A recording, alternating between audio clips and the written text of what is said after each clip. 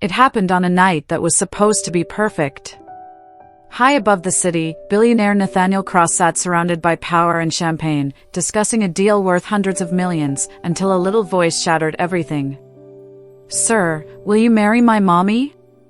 The room froze. Conversations died mid-sentence.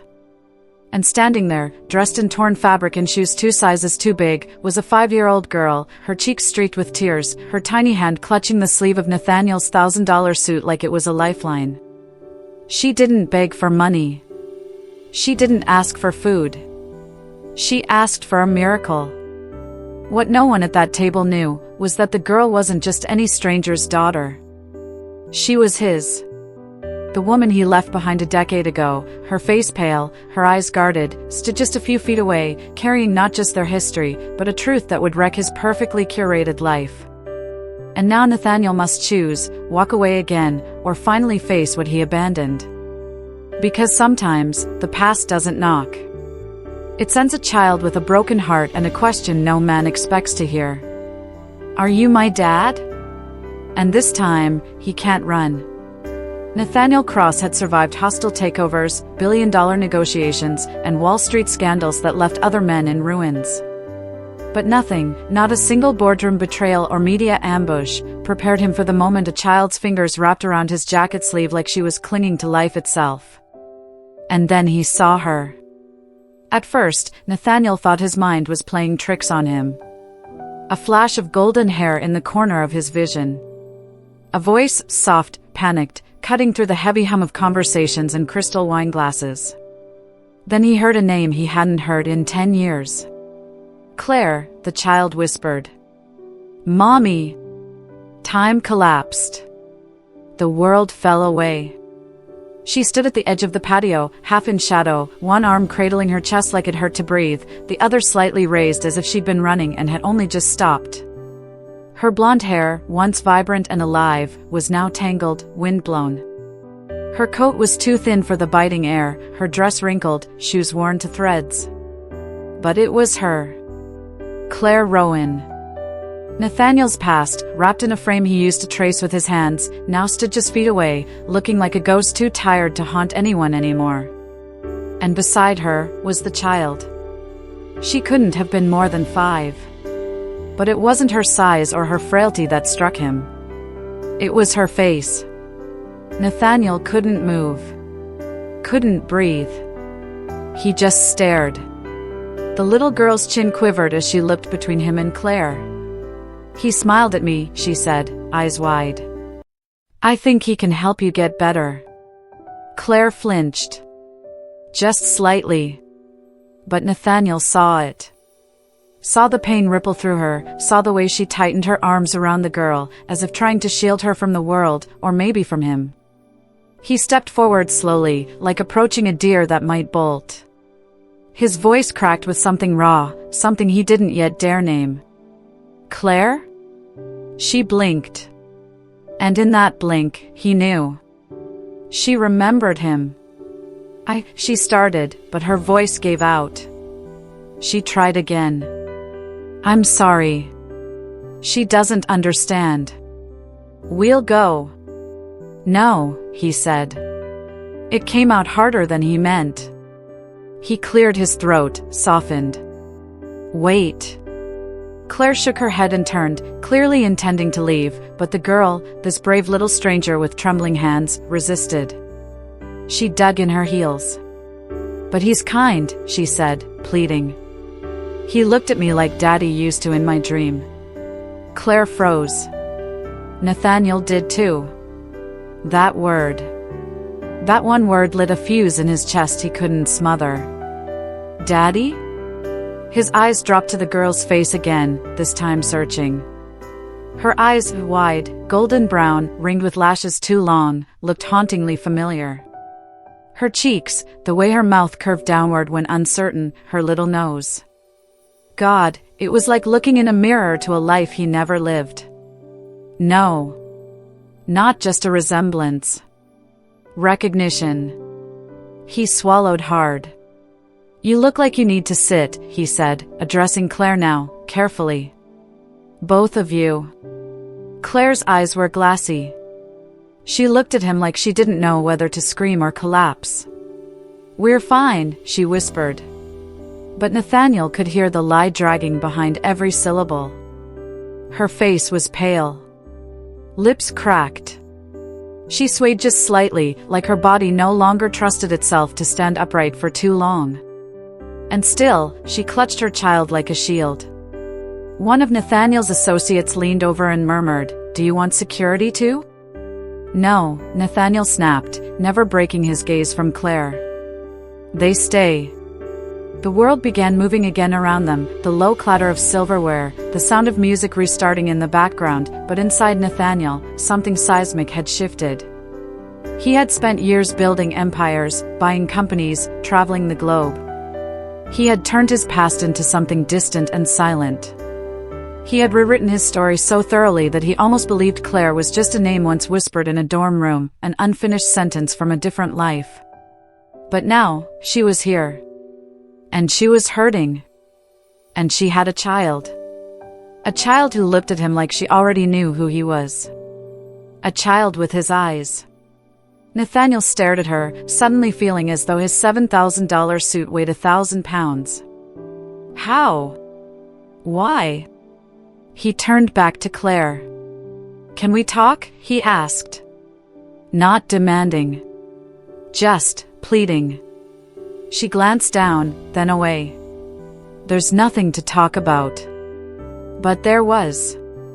God, there was everything to talk about. He could see it now, behind the fatigue and pride, how tightly she held the girl, the hollow beneath her cheekbones, the subtle shake in her wrist. She wasn't just sick. She was fighting something. Alone.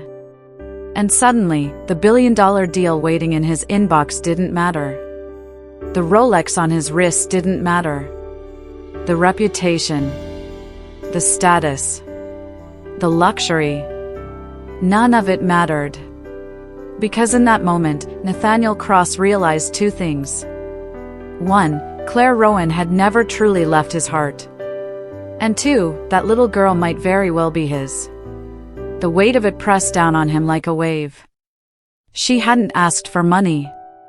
She hadn't asked for forgiveness. She hadn't even asked him to look at her. But now that he had, he couldn't unsee the truth. The past had caught up to him. In the form of a fragile woman who once brought color back into his grayscale life, and a child whose eyes were asking a question no one had the courage to say out loud. He didn't have answers yet. But he had a choice. And for the first time in years, Nathaniel didn't want to walk away.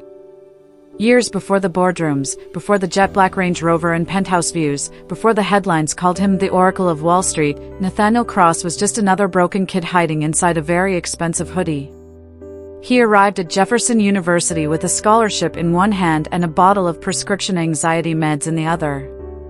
His father had died 6 months earlier. Suicide. And no one in his family ever said the word out loud. So Nathaniel didn't say anything either. He went to class. He aced his finance courses. He avoided eye contact and kept to himself. His only real form of self-expression was found late at night, sketching abstract lines in the corners of his econ notebooks. Lines he never showed anyone.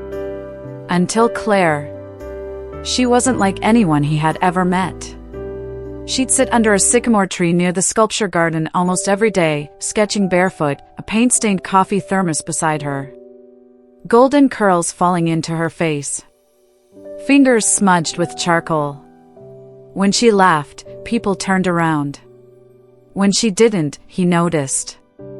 They didn't officially meet until a group project threw them together in a gen ed class neither of them wanted to take. She recognized him from across the lecture hall and walked right up like they were old friends. "You're the guy with the haunted eyes," she said matter-of-factly, like it wasn't weird at all. He blinked. "Excuse me?" She shrugged. "You draw in class, but only when the lecture gets too loud. That's how I know your head's full of noise." That was Claire. She saw people, not just their faces, but their shadows. Over time, she cracked him open like she had the right key. Slowly. Gently. A shared coffee. A critique on a painting. A hand on his wrist when his breathing got tight and his words stopped forming. She never pushed. Never asked why he disappeared for days at a time or why he flinched when she said his name softly in the dark. She just stayed. They became a sort of quiet pair. Him in worn jeans and too many secrets. Her in thrifted dresses and ideas that never fit inside the margins of a page. She told him she wanted to open a free art school for kids who couldn't afford after-school programs. She said art had saved her after her dad walked out and her mom started drinking. She wanted to give other kids that same parachute. Nathaniel didn't say much in return. But he listened. Really listened. In her presence, he didn't have to pretend to be anything. Not the future mogul. Not the son of a tragedy. Just a boy with too many thoughts and a hand that shook when he reached for anything real.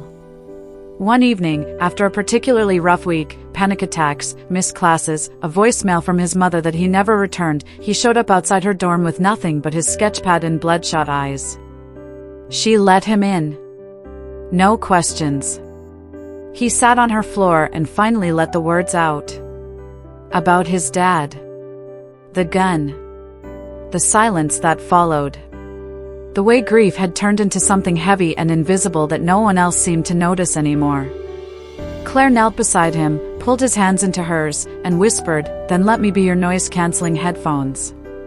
He laughed. For the first time in weeks, he actually laughed. That night they didn't kiss. Didn't even touch much.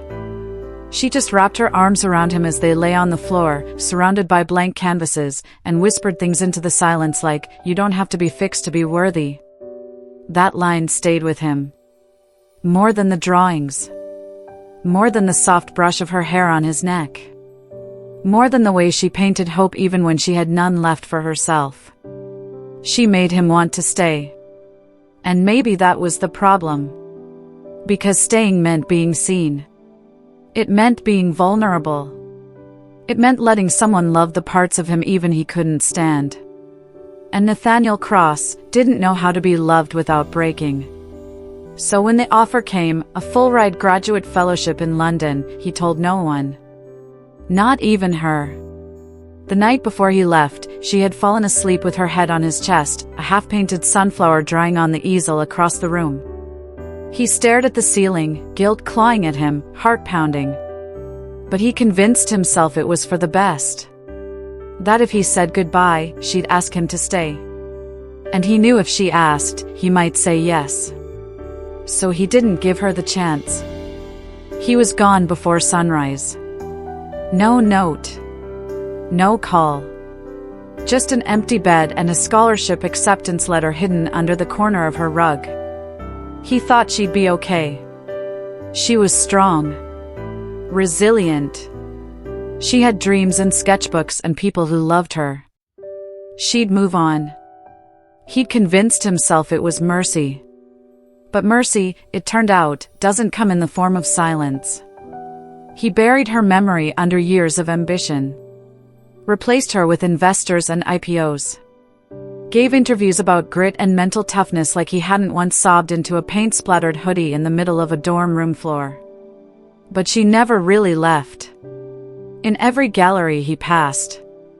In every child's drawing he saw taped to a cafe window.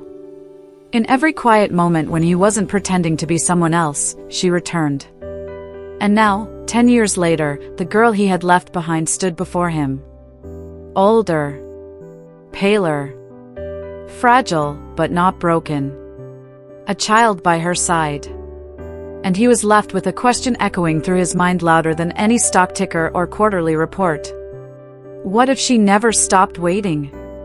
And worse, what if he had left behind more than just her heart? Nathaniel couldn't sleep. That night, the city outside his penthouse buzzed with its usual confidence, neon lights bouncing off glass towers, late-night sirens weaving through the streets like restless ghosts, but inside, everything was silent. And inside him, everything was unraveling. He couldn't stop replaying the child's face. The tiny voice asking him to help. The way she held onto Claire's sleeve like she'd done it her whole life. Like Claire had been both mother and father. Like there was no one else. Nathaniel had built his empire on certainty, numbers, margins, trends. But now, all he had was a question. Is she mine? And an ache. A hollow, gnawing ache in the middle of his chest that hadn't been there in years. He told himself he just wanted answers. Closure. Maybe to help. Quietly. From a distance. But truthfully, he was scared. Because if the answer was yes, then he'd missed everything. The first smile. The first scraped knee. The first time she said Dada, if she ever said it at all. He couldn't live with that. So he made a call. It wasn't hard. Being a billionaire came with doors that didn't need knocking. A favor here. A back channel there. Within hours, he had a file sitting on his desk. Claire Rowan.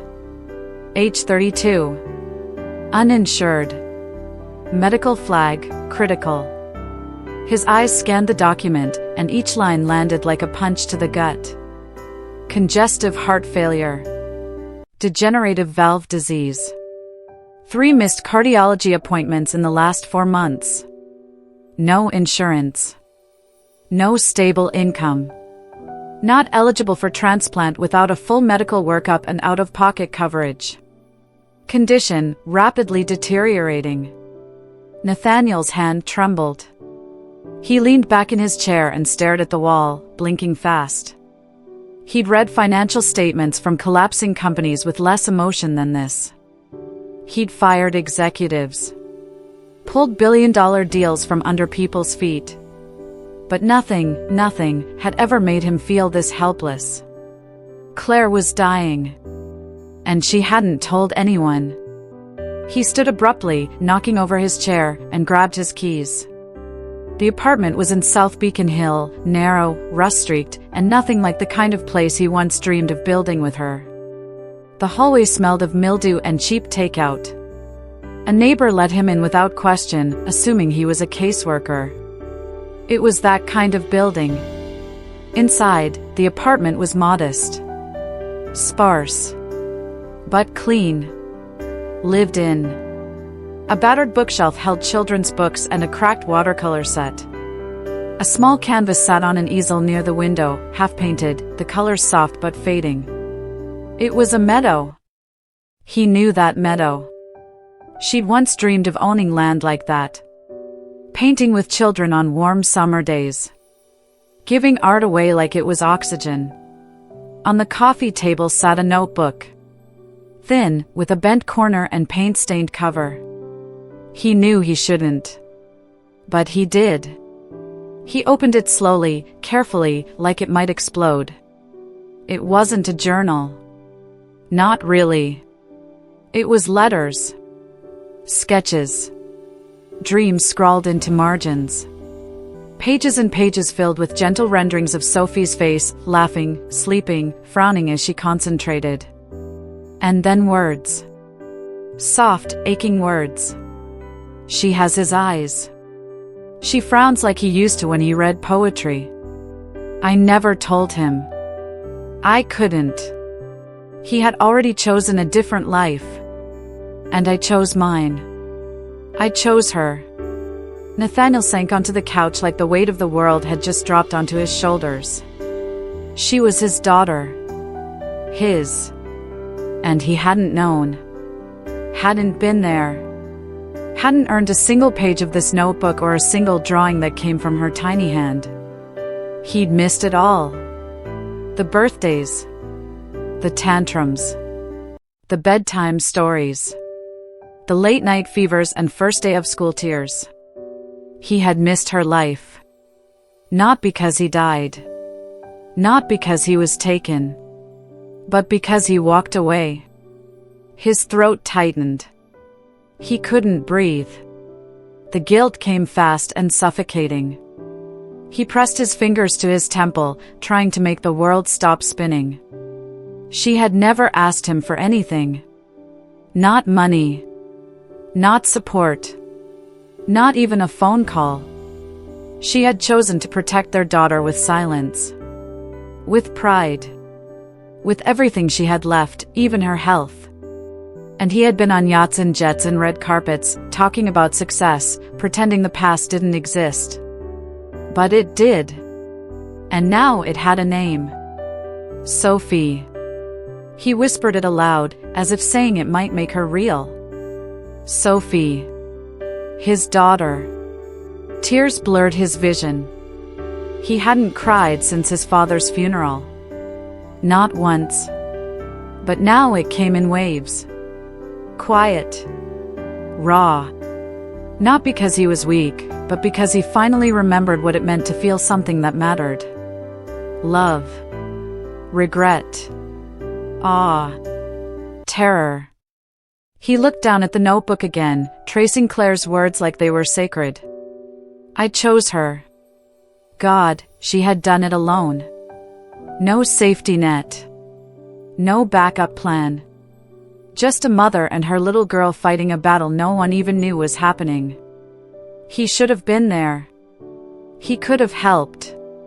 He didn't even know. All he knew was this. It wasn't too late. Not yet. But soon, it might be. He stood, gently setting the notebook back in place, and walked out of the apartment. The hallway blurred around him. His world no longer made sense. This wasn't a mistake he could fix with money. This was a life. 2 lives. And maybe, just maybe, he had one last chance to be the man Claire once believed he could become. Nathaniel didn't sleep much after that. Not because he was restless, but because something inside him had shifted. For the first time in his life, his mind wasn't on stock futures, mergers, or headlines. It was on them. Claire. Sophie. The woman he left behind and the daughter he never knew he had. He wasn't ready to confront Claire again. Not yet. Not while her eyes still looked at him like a closed door. But he could do something else. He could show up. Quietly. In ways that didn't ask for forgiveness, didn't demand trust, but gave a little light anyway.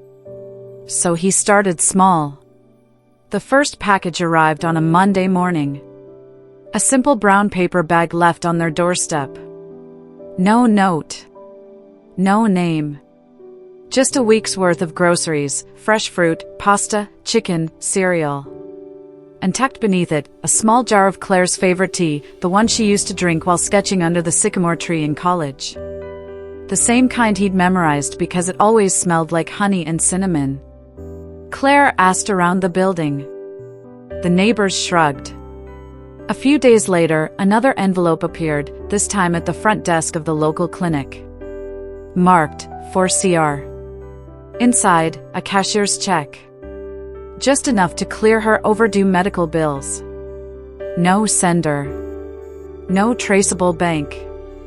She tried to return it, storming to the desk with flushed cheeks and pride in her fists, but the receptionist just smiled kindly and said, "It's anonymous." "I gift." Claire stood frozen in the lobby for a full minute, unsure whether to cry, scream, or collapse.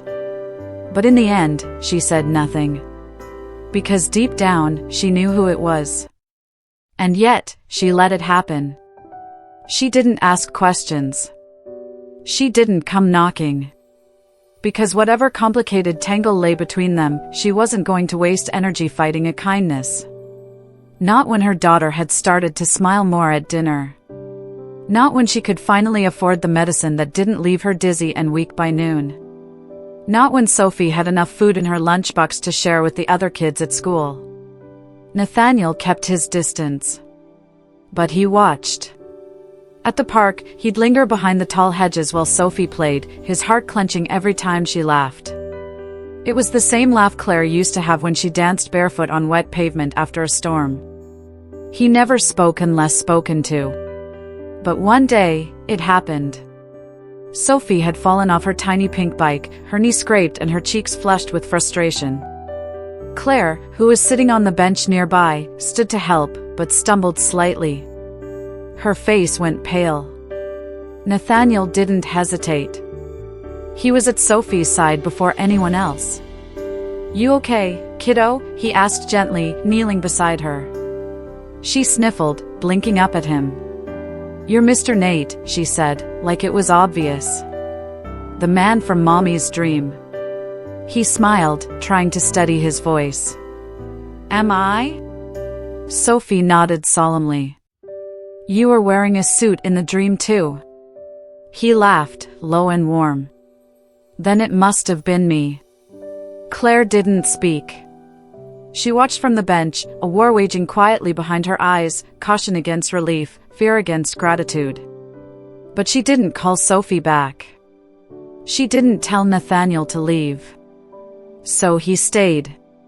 He helped Sophie balance on the bike again, one hand steady on the back of the seat, running beside her until she found her rhythm.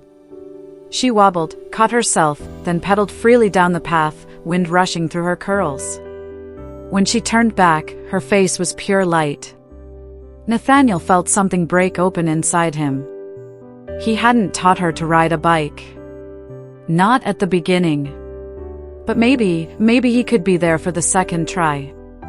Later that night, he left a new helmet on their doorstep, bright blue, with stickers of shooting stars. Taped to the front was a note written in shaky, childlike print. "For the best bike rider in town." Signed, a friend. Claire found it the next morning. She didn't smile. But she didn't throw it away either. Nathaniel kept showing up. Quietly. Faithfully. He donated art supplies to the after-school program Claire volunteered at, even though he never wrote his name on the donation form. A set of watercolors, brushes, and sketchbooks.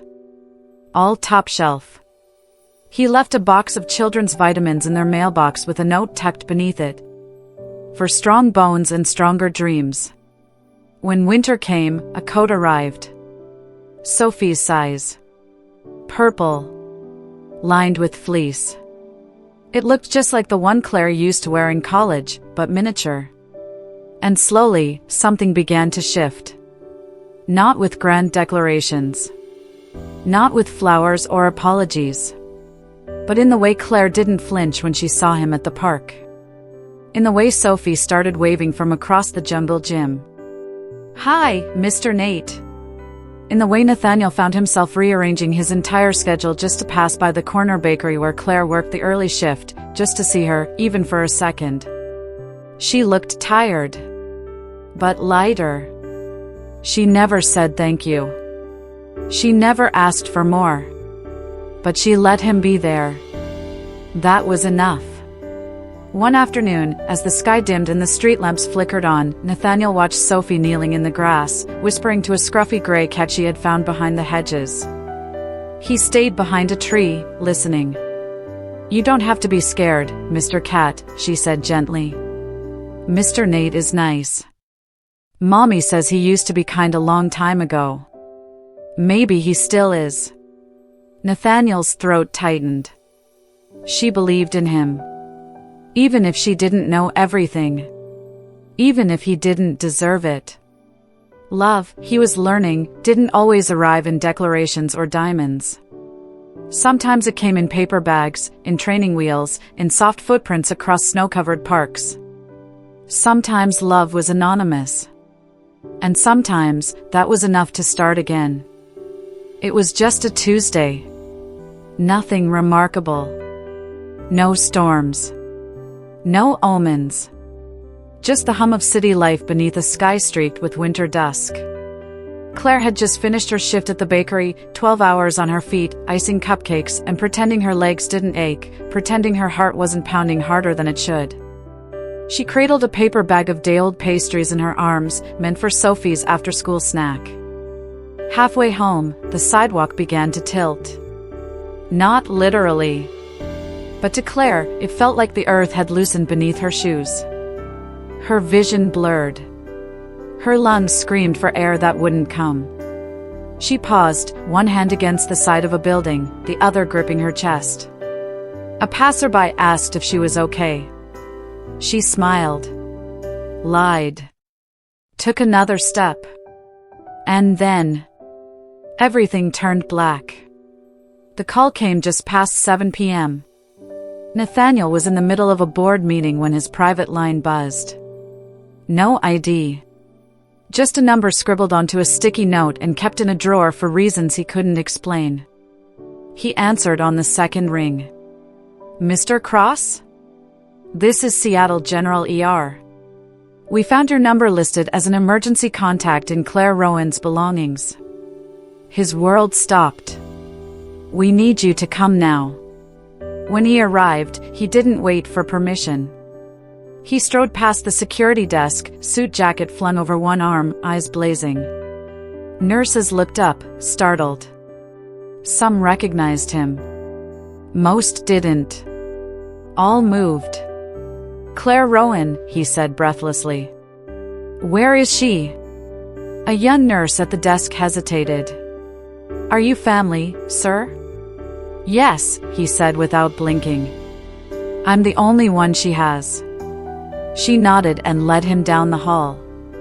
Claire lay on a gurney in room 4, pale as moonlight beneath harsh fluorescent bulbs. A breathing mask covered her mouth. Her skin, once flushed with quiet strength, now looked translucent. Fragile. Monitors beeped. Steady, but too fast. Nathaniel stood frozen in the doorway.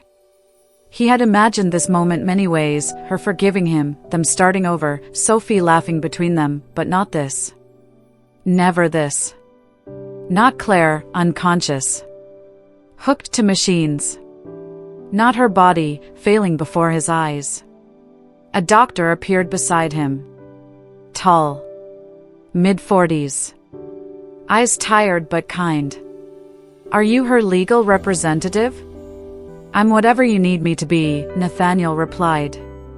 What's happening? Her heart's failing faster than expected. It's acute now. She's lucky someone found her on the street and called 911. We've stabilized her, but she won't make it another week without surgery. Nathaniel gripped the doorframe. We have a heart, the doctor continued.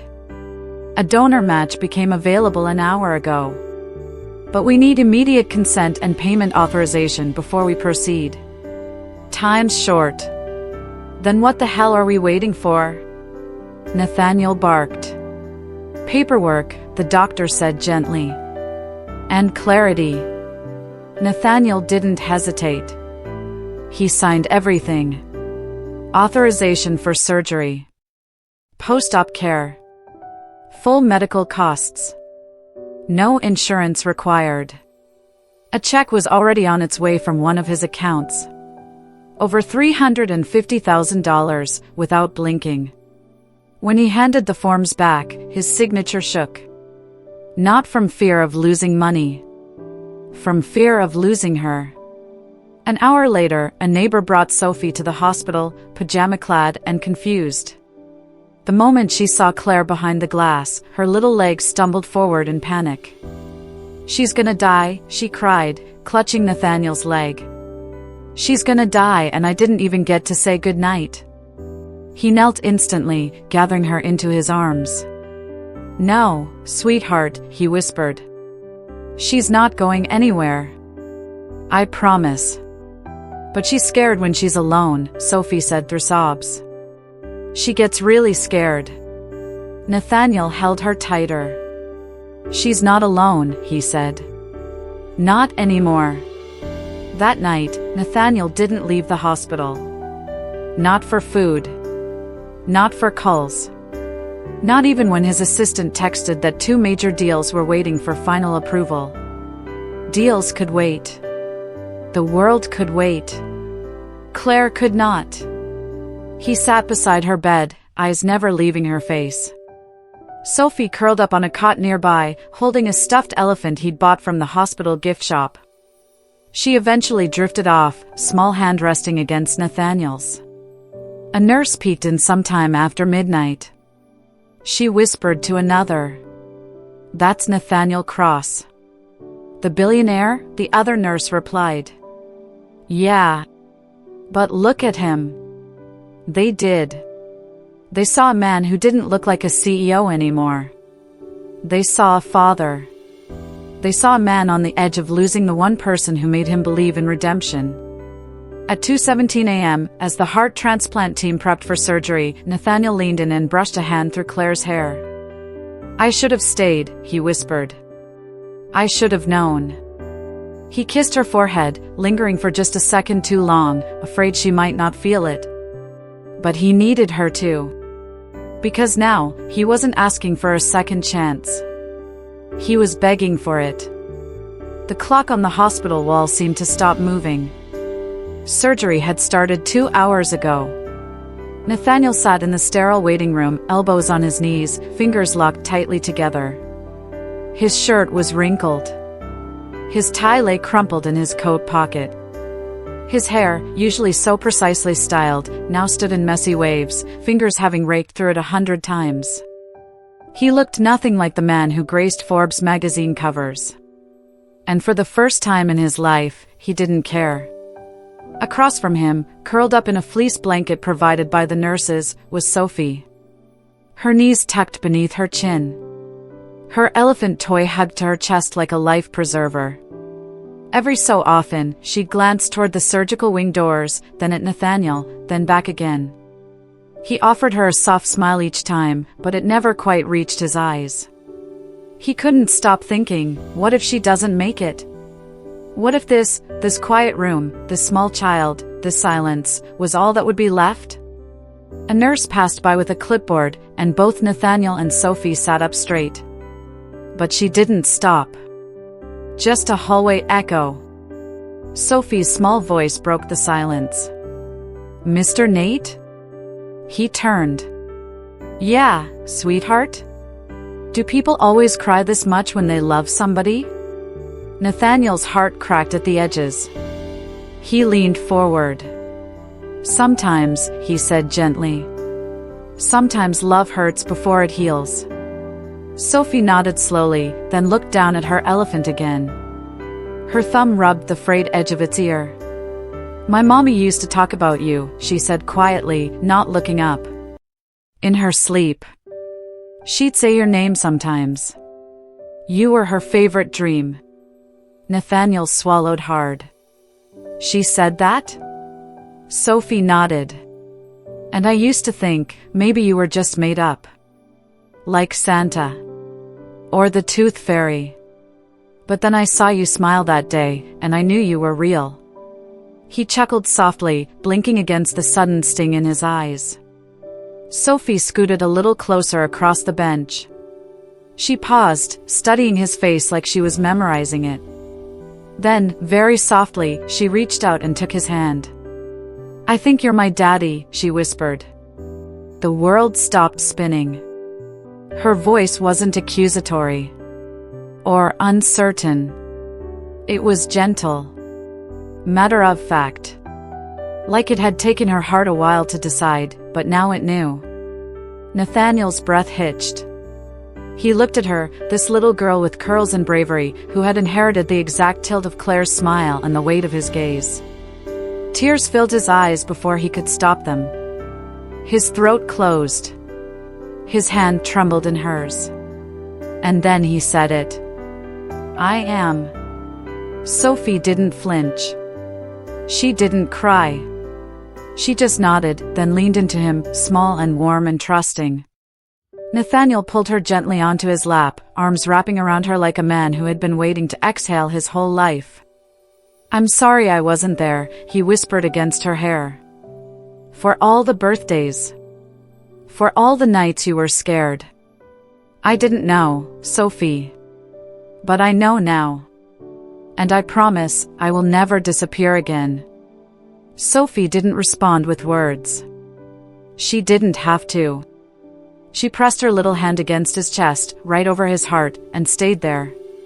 And for the first time in decades, Nathaniel Cross, the man who had conquered markets and broken records and been called a genius by strangers, let go. His shoulders shook. Tears ran down his face, unashamed and unfiltered. Because this wasn't grief or guilt anymore. This was love. Heavy, breathtaking, terrifying love. The kind you don't buy or build. The kind that finds you on a hospital bench, with a child in your lap, and turns everything you thought you knew upside down. Somewhere down the hall, a baby cried. A vending machine buzzed. The world kept moving. But inside that moment, Nathaniel wasn't a billionaire, or a CEO, or a man with a reputation to protect. He was a father. And his daughter had just given him the one thing no money could buy. A second chance. Claire woke to the scent of antiseptic and lilies.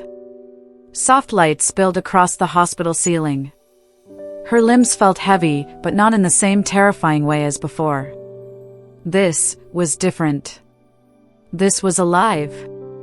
She turned her head slowly, and there he was. Nathaniel. His head rested on the edge of her bed, one hand still gently wrapped around hers like he'd never let go. His hair was tousled, his shirt wrinkled, his face pale with exhaustion.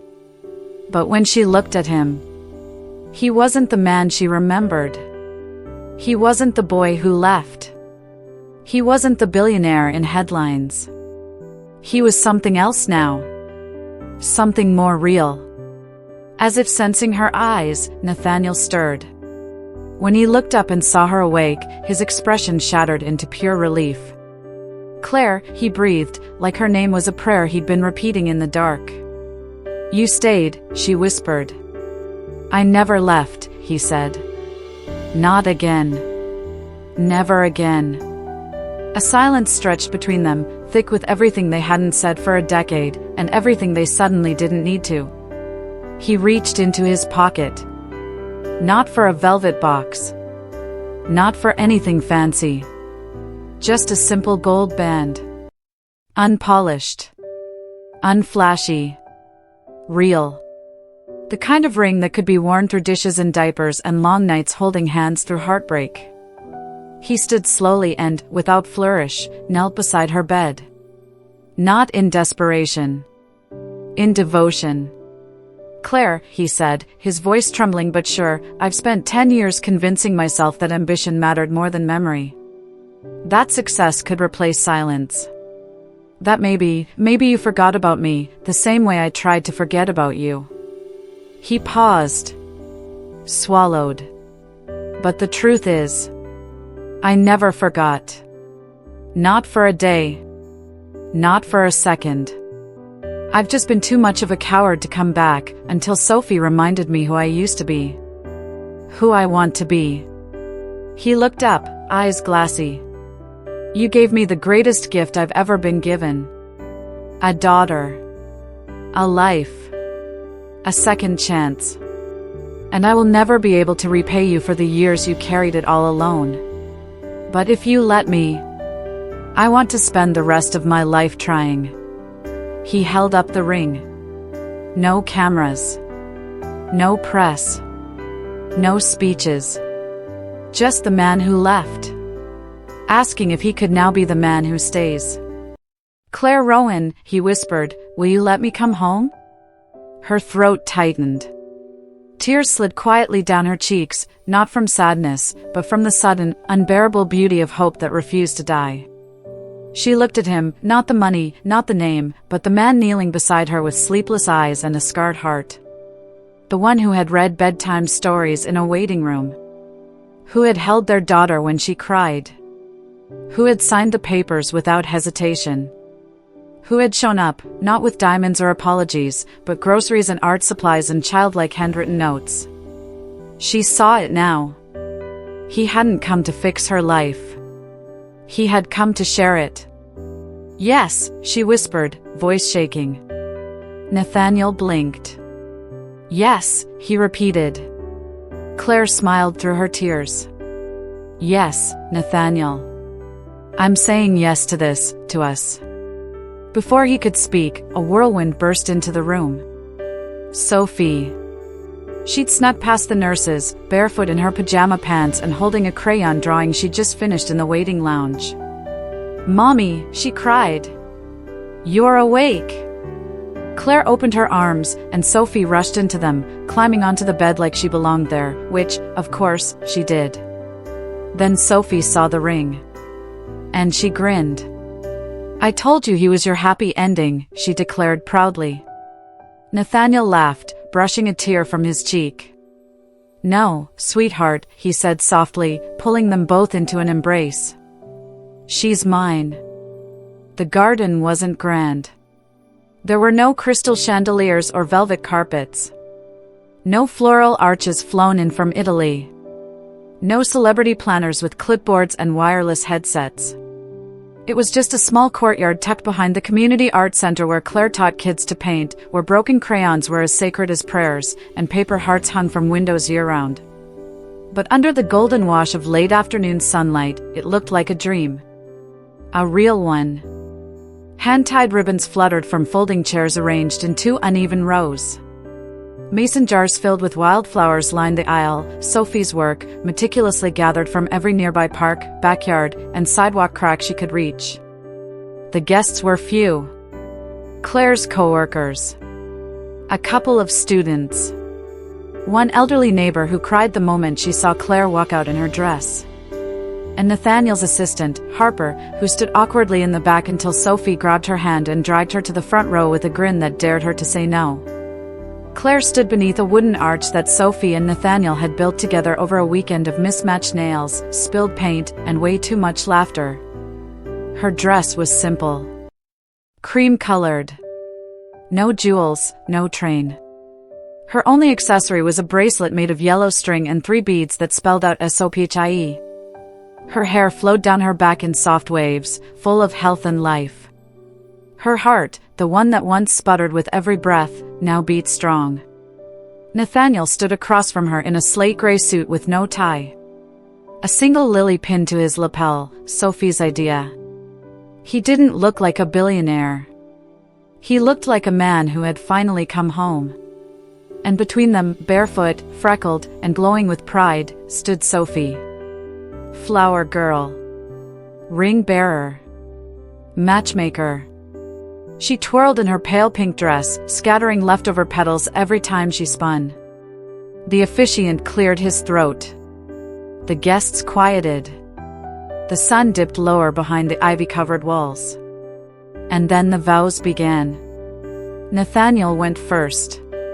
His voice wasn't loud, but it carried. I spent years thinking love had to be earned. That I wasn't enough. That silence was safer than staying. But you showed me that love doesn't ask for perfection. Just presence. He turned to Sophie, smiling through misted eyes. And you, little one, you reminded me who I used to be. Who I want to be. He looked back at Claire. I promised to show up. For scraped knees. For midnight fevers. For every school play and every rainy Tuesday. For this life we're building, one ordinary, beautiful, imperfect day at a time. Claire swallowed hard, blinking fast. Then she stepped forward. When you left, she began, her voice steady but soft, I didn't hate you. I tried. But I couldn't. Because I had something bigger to carry. She reached down and gently ran her hand through Sophie's curls. She reminded me, every day, what love looks like when it stays. Her gaze returned to Nathaniel. I didn't raise her to expect fairy tales. I raised her to believe in courage. And when she looked up at you that night and said, he's kind, I knew, she saw something I hadn't let myself believe in again. She paused. I believe now. The officiant smiled. Well then, he said warmly, by the power vested in me, and in the name of second chances, I now pronounce you husband and wife. Before Nathaniel could move, Sophie leapt into their arms, squealing with joy. You did it, she giggled, throwing petals into the air. You actually did it. Laughter erupted from the small crowd as the 3 of them embraced, tangled in a heap of petals, ribbon, and something holy. Not perfection.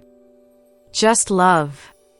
The reception was held under strings of lights that Nathaniel had personally climbed a ladder to hang the night before. Dinner came in foil trays, lasagna from Claire's coworker, baked mac and cheese from the neighbor down the hall, cucumber sandwiches from a student's mom who brought a cooler and cried through the entire ceremony. No champagne tower. Just lemonade and apple cider in mason jars. The cake? A two-tier wonder, uneven and colorful, hand-frosted by Sophie herself and painted with finger-swirled designs that looked suspiciously like butterflies and hearts. Nathaniel called it a masterpiece. Claire called it a miracle it's standing. But everyone agreed, it tasted like home. When the music started, just an old Bluetooth speaker and a playlist Sophie had helped build, Claire and Nathaniel tipped to the dance floor. Slow. Simple. Barefoot on brick. Their fingers intertwined. No spins. No dips. Just sway. Sophie joined them halfway through the first song, slipping between them like a sunbeam. Nathaniel picked her up, Claire twirled her gently, and the three of them danced together, awkward, laughing, tearful. And then, as the sun disappeared completely and the garden was lit only by the soft glow of strung bulbs, Sophie whispered something. "You're my favorite story." Nathaniel bent down, resting his forehead to hers.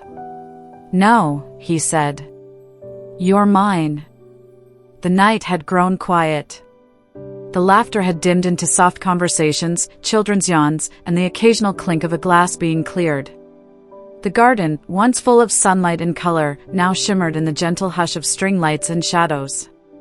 Most of the guests had drifted home, hugging Claire tightly, ruffling Sophie's hair, offering Nathaniel quiet words like "You're a good man now and she's lucky you came back." But he didn't feel lucky. He felt chosen. And that was infinitely more sacred. Claire sat barefoot on a bench at the edge of the garden, her dress tucked beneath her legs, her smile soft with fatigue and fullness. Her hands rested on her lap, one still wearing the simple gold band Nathaniel had placed there just hours before. She looked like peace. And just a few feet away, under the twinkling canopy of old fairy lights, Nathaniel slow danced with Sophie. No music. Just the rustle of wind through ivy and the tiny, almost sleepy hum Sophie was singing into his chest. "You tired yet, kiddo?" he asked, gently swaying with her. She yawned into his shoulder. "Nope. Not even a little? Maybe just a lot." He chuckled, pressing a kiss to her curls. "You were the life of the party." "I had to be," she said seriously. "You were kinda nervous." He raised an eyebrow. "Was I now?" "You sweat through your shirt," she whispered, like it was a secret only they should know. Nathaniel laughed so hard his eyes stung. "You really are your mother's child." Sophie looked up at him then, eyes wide, lashes heavy, the way a child looks when they're finally safe enough to say the thing they've been carrying all day. "Mommy chose you," she said. 4 words. Soft. Small. Unshakable. Nathaniel blinked. "What did you say?" Sophie nodded solemnly. She could have said no. But she said yes. "She chose you." He stopped swaying. The world didn't stop, but it felt like it did. Because this child, this 5-year-old miracle with mismatched socks and more courage than most grown men, had just spoken the deepest truth he'd ever heard. Claire had chosen him. Not for his name. Not for his money. Not even for Sophie. But for him. For the man he'd become. For the man who stayed. Nathaniel knelt slowly, so he was eye level with Sophie. So she could see his face when he said it. "I will never let her go again," he whispered. "Not for anything. Not ever." Sophie smiled, and in the light, it looked like her mother's smile, brave and soft and sure. She threw her arms around his neck and whispered, "Good." They stayed there for a while, just the two of them, in the middle of the garden, under the stars. Eventually, Claire walked over, barefoot and radiant, holding 3 small cups of hot cocoa one of her students had brought in thermoses. "Peace offering," she said, handing him a mug. "You cried a lot today." Thought you might need sugar. Nathaniel took it and smiled. That obvious?